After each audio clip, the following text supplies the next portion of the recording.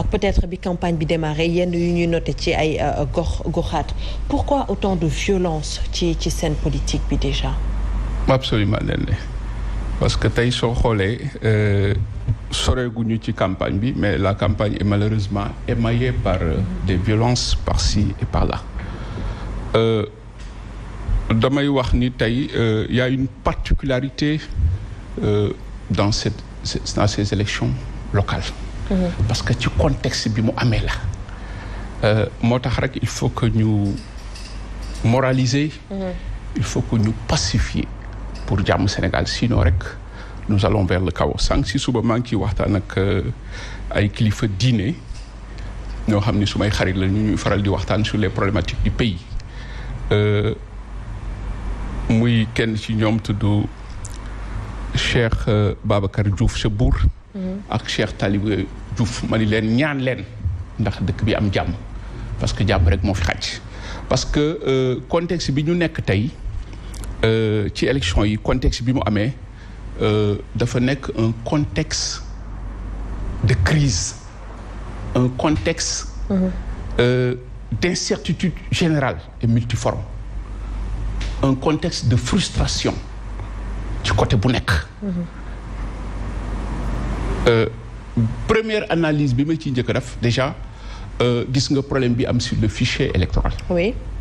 tey gis nga des rejets par-ci par-ça am na ñoo xam ni sax maîtriser guñ ko ba léegi donc loolu coow la dina expliquer cette violence.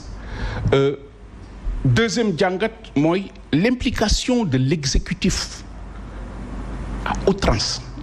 L'exécutif s'est impliqué à outrance dans ces élections-là. On a l'impression que ci élection présidentielle la ñu nekk. Quand un président fait ses listes, quand il rejette lui-même, il y a un problème. Vous voyez, loolu beneen problème la. nga jëlaat tey le contexte des mandats dafay dellusiwaat ça explique cette violence parce que tey les gens vivent ci benn extrême pauvreté. Vous avez parlé du chômage endémique des jeunes. Vous avez parlé les crises multisectorielles dans le domaine pêche, dans le domaine de l'agriculture, le monde agricole, dans le domaine comment on appelle de l'éducation, dans le domaine social, tey au niveau des familles, la migration xale yaa ngi dee, le chômage endémique chronique structurel des jeunes, domaine bu nekk tey dafa am crise. Donc tey cette violence-là elle est économique, cette violence est sociale, cette violence est politique. moo tax il faut libérer parce que nit ñi les gens ont besoin d'être assurés. Tey pourquoi le président de la République ne veut pas parler du troisième mandat? Donc l'incertitude totale, il faut libérer les consciences pour qu'on aille vers d'autres perspectives. Yooyu yëpp ay blocages la qui pourraient expliquer aujourd'hui violence bu ñu nekk tey. Secteur bu nekk nag. boo xoolee sur le plan social gis nga problème yi am même au niveau des familles. Les personnes âgées, une meilleure prise en charge de ces personnes âgées-là, il y a un problème. L'éclatement des familles. L'extrême pauvreté fait que le père de famille ne travaille pas. Xale yi waroon liggéey amuñu liggéey. Gis nga tey coow li am ci moto jàkkaatay parce que les gens n'ont plus de, il y a plus d'espoir. Gis nga cette jeunesse yooyu yëpp tey dafay expliquer cette forme de violence bi nga xam ne tey moom moo am nit ñi les nerfs sont tendus. pour problème bu ndaw rek ñëpp exploser. moo tax dafa laaj tey ñu toogaat waxtaan et pour régler ce problème-là il faut diagnostiquer. Il faut aller à l'essentiel.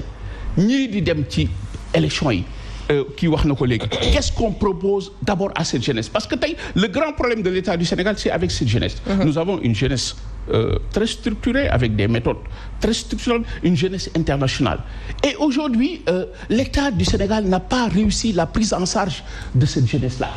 ba nga xam ni tey les questions d'ordre conjoncturel et structurel bi nga xam ni jeunesse boobu moom la soxla amul gisoo moom ñoom ñëpp ils se sont inscrits en masse parce que ils ont pris le combat c'est-à-dire que dañu wax ni c'est combat là donc il faudrait qu'on libère c'est-à-dire que socialement politiquement et économiquement il faut libérer les gens boo xoolee gisoo même il y a cette injustice sociale qui est là da ngay toog ba si yàgg rek gis kuy tabax gis nga tout le pays est éclaboussé par des scandales xaalis bi fii xaalis gis kuy tabax injustement te kenn xamul xaalis. c'est frustrant donc c'est frustrant. donc tey ci contexte boobu la ñu nekk et c'est ce qui explique aujourd'hui cette violence que nous vivons donc il faut aller à l'essentiel diagnostiquer les véritables problèmes secteur bu nekk.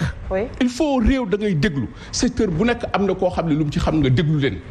J'en discutais tout à l'heure avec un ami Alpha Youm ñu ci waxtaan avec un ami diplomate avec qui le doyen Diop ñuy waxtaan ci problème réew mi nous avons tout mais dañoo dégloontewul dëkk bi dafa toll foo xam ni il faut que domaine bu nekk ñu ko mën expertise moo ko mën a yore et non politique politicienne parce que loolu moo fi am tey dëkk bi doxatul les gens ne travaillent plus ñu ngi ku nekk yaa ngi politique c'est-à-dire que on ne parle pas d'économie nguur la ñu wax dans ce pays-là alors que les gens ne parviennent pas à manger loolu moo expliqué tey il faut aller à l'essentiel qu'on diagnostique quel modèle de société on propose tey pour lutter contre l'extrême pauvreté nan la ñu mën a tey avec la Covid là pour ñu mën a trouver des solutions ba nga xam ni ku feebar faju ku xiif lekk ku mar naan alors xale yi jàng voilà autant de problèmes que nous avons ratés et qui expliquerait aujourd'hui cette violence qui est là, qui est économique, encore une fois, je répète, politique et sociale. C'est une violence multiforme.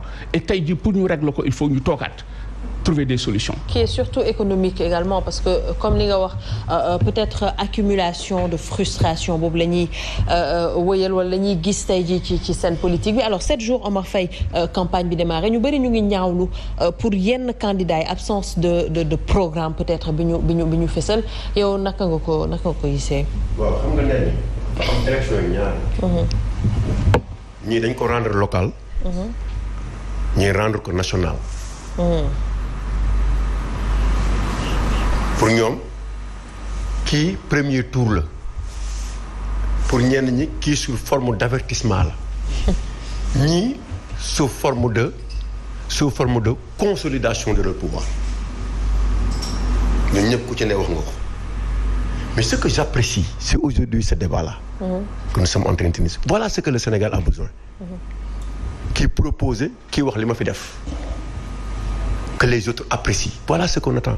On n'a pas besoin d'injures ni d'insulter les gens. C'est ce que le peuple a besoin. Et c'est ce que vous êtes en train de montrer aujourd'hui. Je les ai suivis tous, du début jusqu'à présent. Diouf Sarr est là, il est en train de battre campagne, il n'a insulté personne et il fait ses propositions au Dakarois. Il def ay caravanam nee na même avant may signer charte bi déjà man ci jàmm lay dox yooyu mooy li nga xamante ni moom la réew mi bëgg. Dakar waaye voilà ce que je vous propose. di ko wax ku nekk ak domaine ba nga ne mu toog di expliquer loolu bu amee jàmm na ñooy donc noonu ñuy campagne noonu on apprécie ak quelle que soit la position des uns et des autres voilà ce que les gens ont besoin soxlawuñu violence di dem di fekk ay nit fi di fekk ñu koy campagne wala kuy wax nga ñëw di sànni xeer wala def leen